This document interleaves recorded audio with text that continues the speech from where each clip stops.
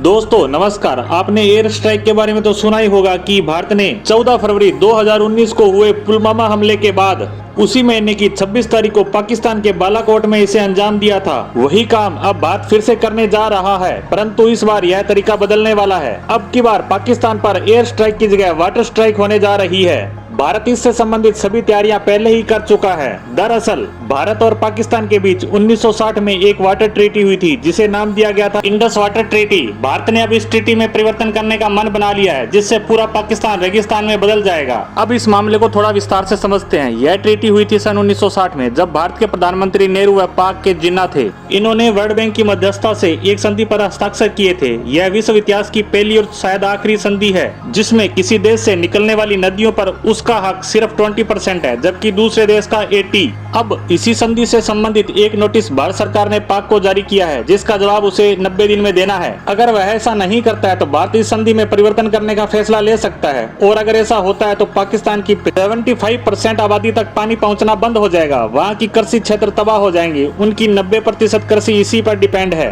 और उसकी जीडीपी में एग्रीकल्चर का हिस्सा 24%। इससे आप समझ गए होंगे कि यह पाकिस्तान के लिए कितनी महत्वपूर्ण है। अब आते हैं इस ट्रीटी की शुरुआत में।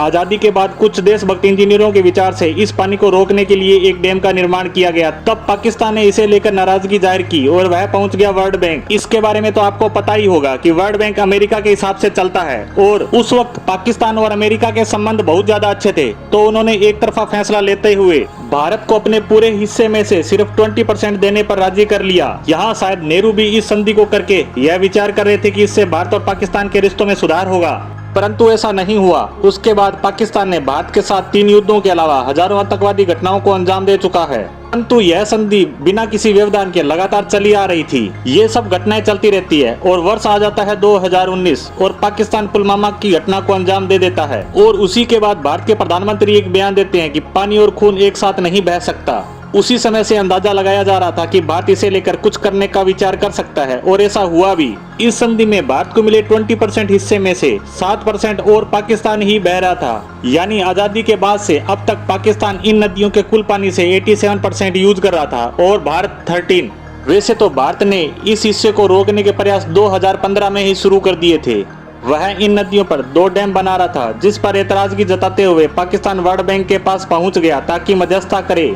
यह मामला अभी चल ही रहा था कि एक कदम और बढ़ाते हुए पाकिस्तान 2016 में पहुंच जाता है हेग में स्थित कोर्ट ऑफ आर्बिट्रेशन। यहाँ मैं आपको बता दूं, न्यूट्रल एक्सपर्ट तभी अपॉइंट किया जा सकता है जब दोनों देशों के बीच माइनर डिफरेंस हो। जब यह डिफरेंस मेजर डिस्प्यूट में बदल जाता है तो इसे कोर्ट ले जाया जा सकता है, परंतु पाकिस्तान तो भारत के पास आया ही नहीं था। यही पाकिस्तान ने सबसे बड़ी गलती कर दी। IWT के आर्टिकल 9 में साफ लिखा है कि कोई भी मामला एक साथ 2 संस्थाओं में नहीं चलाया जा सकता, तो यह इस आर्टिकल का साफ उल्लंघन होगा। यह बात वर्ल्ड बैंक के पकड़ में आ जाती है, और उसका पाकिस्तान के प्रति 60 के दशक वाला प्रेम फिर से जाग जाता है, और वह इन दोनों प्रोसेस को होल्ड कर एक बार फिर से पाकिस्तान का साथ देता है। अब इसी विवाद को सुलझाने के लिए भारत सरकार ने पाकिस्तान को 90 दिन का नोटिस जारी किया है। वहीं जहां पहले J&K की 8 लाख हेक्टेयर भूमि को पानी मिल रहा था, वह अब बढ़ाकर 10 लाख हेक्टेयर कर दिया गया है।